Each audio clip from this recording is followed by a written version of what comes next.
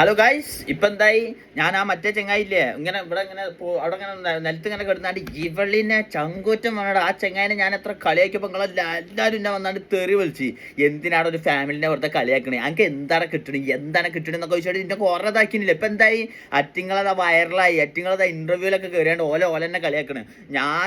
ഞാൻ first ഇറ്റിങ്ങളെ react ചെയ്ത് തന്ന് ഇറ്റിങ്ങൾ എൻ്റെ മെസ്സേജിൽ വന്നിട്ട് എൻ്റെ തള്ളക്കും തന്തക്കും തെറി വിളിച്ച് ഇത് തന്നെ. അപ്പം ഞാൻ എന്നിട്ട് ചിരിച്ചുകാണ്ട് തള്ളക്കും തന്തക്കും തെറി കേട്ടിട്ട് ഞാൻ ചിരിച്ചാണ്ട് പറഞ്ഞു, ഏട്ടാ ഇൻസ്റ്റഗ്രാമിൽ ഇങ്ങനെ ഒരു ഓപ്ഷൻ ഉണ്ട്, നിങ്ങൾ റിയാക്ട് ചെയ്യണത് എന്തിനാ വെച്ചാൽ നിങ്ങളെ വൈറലാക്കാനാണ്, നിങ്ങൾ റിച്ച് ആക്കിയാലേ ഞാൻ അതൊക്കെ പറഞ്ഞാണ്ട് ഞാൻ പറഞ്ഞേനെ. അപ്പോൾ മൂപ്പർ എന്നോട് പറഞ്ഞിട്ടാ എന്നാ ട്രോളിക്കുന്നു. അതിൽ രണ്ടാമത്തവും കൂടി ഞാൻ ട്രോളിക്ക് മൂപ്പർക്ക് തീരെ സഹിച്ചില്ല. അപ്പം എന്നെ ബ്ലോക്ക് ചെയ്ത് പോയി. ആ ബ്ലോക്ക് ചെയ്ത് പോയതുകൊണ്ട് മാത്രമാണ് ഞാൻ ഇന്ന് ആ പ്രൂഫ് കാണിക്കാക്കണം. മനസ്സിലായ?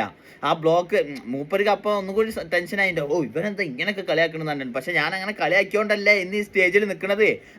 ഇപ്പം നിങ്ങൾ ഇന്റർവ്യൂവിന് വിളിച്ച് ഏതോ ഒരു ഫംഗ്ഷന് എന്തോ ഗസ്റ്റ് ആയിട്ട് വിളിച്ച് പോരെ, അതിനൊക്കെ കാരണക്കാരൻ ഈ ഓക്കെ നാശാണെന്നുള്ളൊരു കാര്യങ്ങൾ മറക്കരുത്.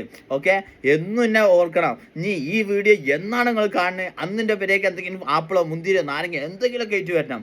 ഓക്കെ, എനിക്ക് ഏതായാലും നല്ല ടെൻഷൻ ഉണ്ട്. കാരണം ഒന്നാമത് ബാക്കിയുള്ള എല്ലാവരും എന്നെ കളിയാക്കി. കാരണം എന്തിനാ പോലെ കളിയാക്കണം തന്നെയാണ്. പക്ഷെ എൻ്റെ മനസ്സിൽ പച്ചമായ എൻ്റെ മനസ്സ് ചെറിയൊരു മനസ്സായതുകൊണ്ട് എനിക്ക് ഭയങ്കര ടെൻഷനായും ചെയ്ത്.